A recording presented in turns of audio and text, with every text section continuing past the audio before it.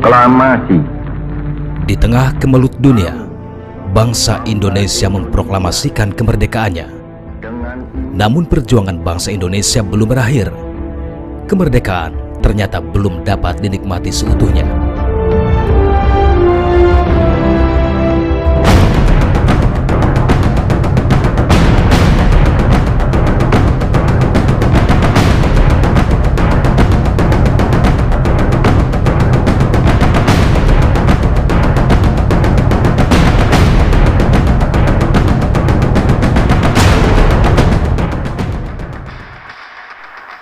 Mempertahankan kemerdekaan agar tak diambil alih kembali serta mendapatkan pengakuan dari negara lain bukanlah hal yang mudah.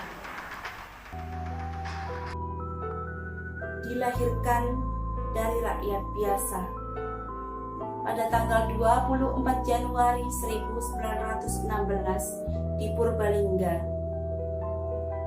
Aku beruntung karena aku sejak kecil sudah diasuh oleh seorang camat di Karangjati. Karena itulah aku bisa mengenyam pendidikan di HIS. Dan akulah Sudirman. Aku adalah tentara yang siap berkorban untuk Indonesia. Aku mulai memikirkan tentang masa depan para pemuda Indonesia dan juga tentang negara Indonesia ini. Sehingga hal itu mendorongku untuk aktif dalam memajukan pendidikan dan juga aktif dalam kegiatan kepemudaan di Muhammadiyah. Aku memutuskan untuk mengajar di Muhammadiyah dan aku menjadi kepala sekolah di salah satu lembaga tersebut.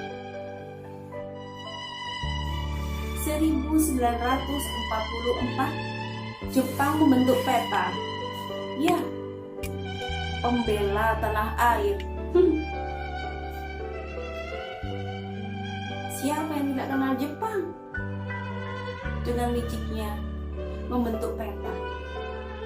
Aku tahu itu adalah strategi mereka untuk mengambil hati rakyat Indonesia. Mengetahui hal itu, aku pun melakukan pemberontakan.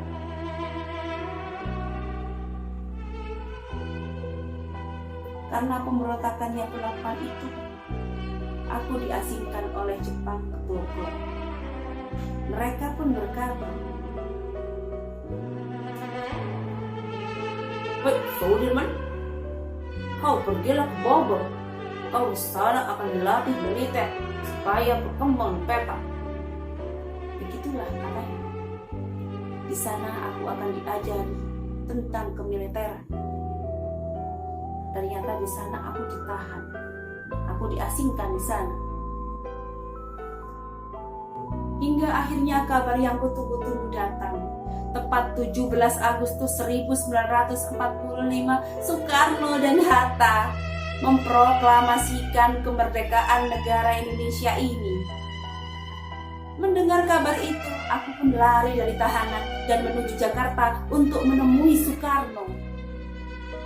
Berbekal ilmu kemiliteran yang didapatkan dari peta, aku berhasil merebut senjata Jepang dan aku gunakan untuk perlawanan mengusir Belanda yang sudah melancarkan agresi militer 1 dan 2-nya ke Indonesia.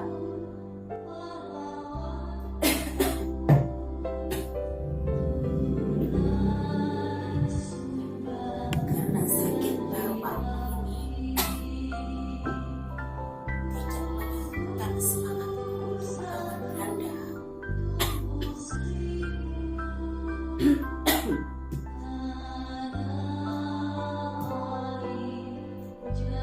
Belanda takut. Ya,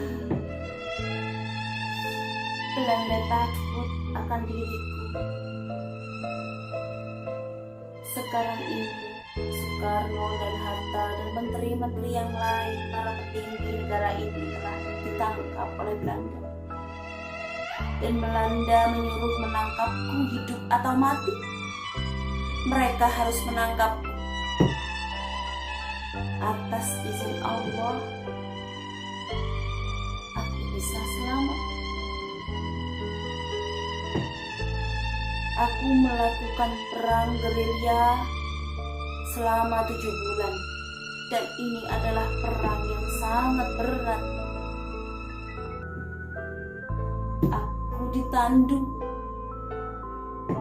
Ya, ditandu. Karena diriku sudah lemah. Sangat lemah. Ada dokter pribadiku yang senantiasa mendampingi diriku untuk mengecek selalu kesehatan.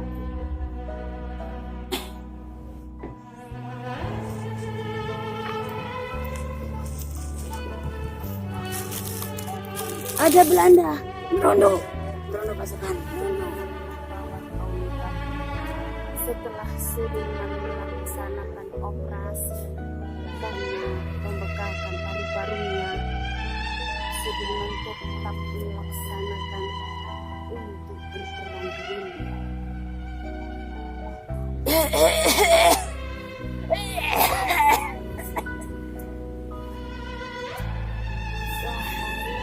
Tentaraku, apapun yang terjadi, kita tidak boleh menyerah kepada Belanda. Sekarang ini para pimpinan negara kita sudah ditangkap. Soekarno, Hatta, dan para petinggi lainnya sudah ditangkap. Harapan rakyat Indonesia terletak kepada kita. Jangan menyerah. Jangan menyerah.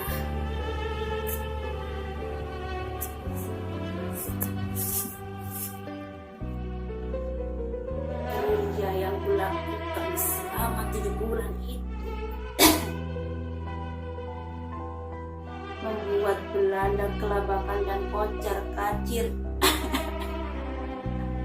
Kesehatannya semakin memburuk.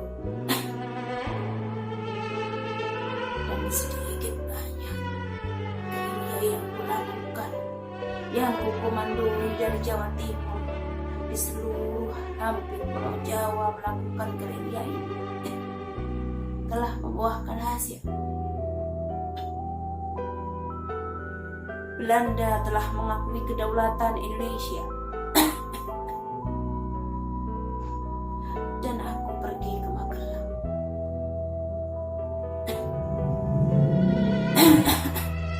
Aku menghabiskan masa tua di sana.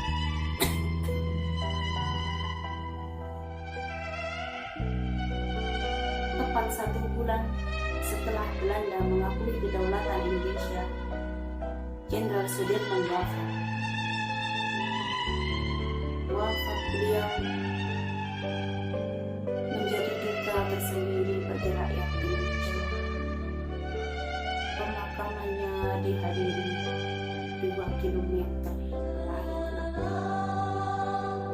Betapa Indonesia sangat kehilangan pahlawan ini. Apa yang bisa kita peroleh pelajaran dari sini? Yang pertama pasti ketika para pahlawan ini untuk mempertahankan kemerdekaan ini mempertaruhkan nyawanya, jiwa raganya, hartanya, semuanya dipertaruhkan.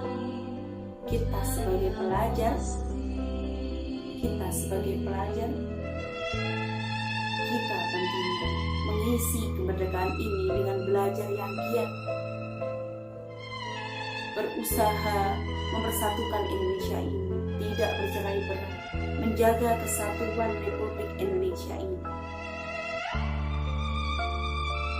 Merdeka Indonesia, jayalah Indonesia, merdeka, merdeka.